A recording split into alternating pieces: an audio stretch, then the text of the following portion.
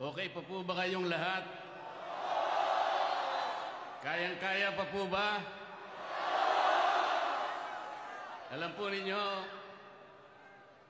ang isang malayang pagpapahayag at maramihang pagtitipon, kagaya ng ating ginagawa ngayong gabi, ay kapwa karapatan na pinoproteksyonan ng ating saligang batas.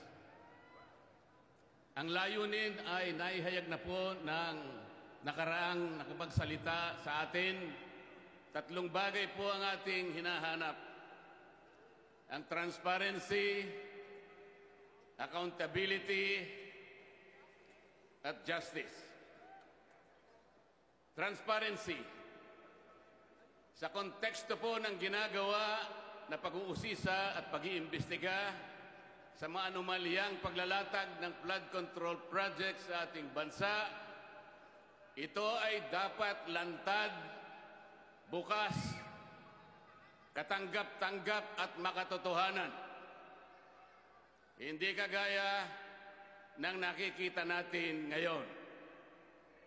Ako po ay magbibigay sa inyo ng mga ilang halimbawa.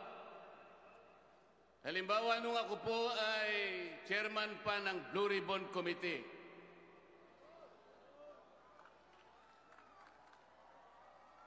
Ipinasya ko po na gamitin natin yung batas na nauukol sa Witness Protection Program dahil po napakahirap talagang magturo, maglantad, tumukoy, lalong-lalo na yung mga mastermind ng kawalang hiyang ito.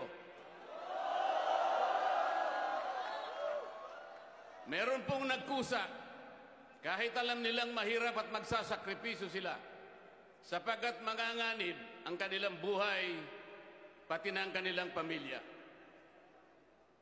Ang tinutukoy ko po ay ang mag-asawang Diskaya. Para sa ganon ay makatulong sila sa Estado na hanapin natin kung sino yung utak, kung sino ang mastermind. Hindi pa po nakapagsisimula ang proseso, ay pinagsikapan na po na sila ay pigilan.